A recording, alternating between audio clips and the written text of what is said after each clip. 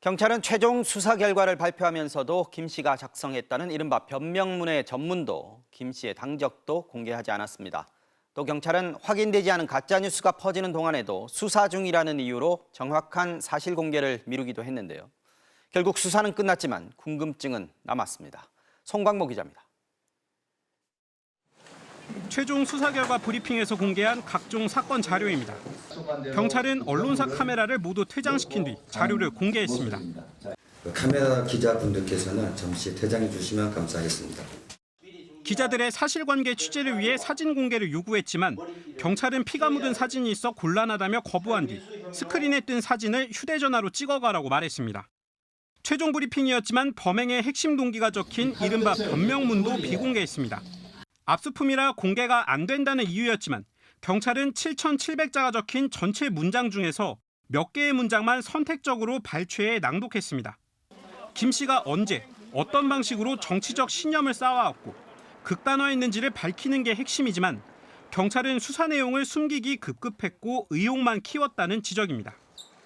신념의 구조가 어떻게 형성됐냐, 이게 이 사태의 본질을 파는 데 굉장히 중요하지 않습니까? 사태의 실체를 정확하게 파악하기 위해서는 당적이나 이런 것들, 정치적 커리어를 추적을 해나갈 필요가 있고, 그런 것들이 정치 테러범에 대한 신상 공개도 없었습니다.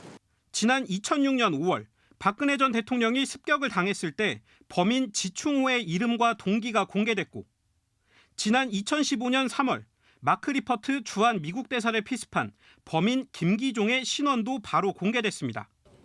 하지만 대통령이 되는 걸 막겠다며 정치 테러를 저지른 김 씨의 이름은 공개되지 않았고 그 비공개의 이유도 비공개라고 선을 그었습니다. 전부 다 비공개로 한다고 했고 비공개 사유도 비공개다. 이렇게 다.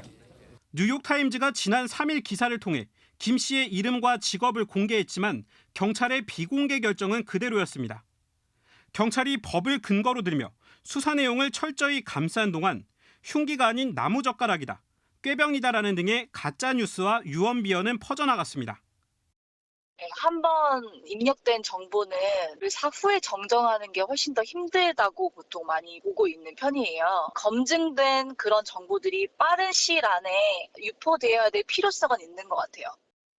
경찰은 연이은 비공개 논란에 대해 이번 사건이 정치적으로 민감한 문제이기 때문에 수사 사항을 철저히 비공개했다는 입장을 오늘도 고수했습니다. MBC 뉴스 송광모입니다.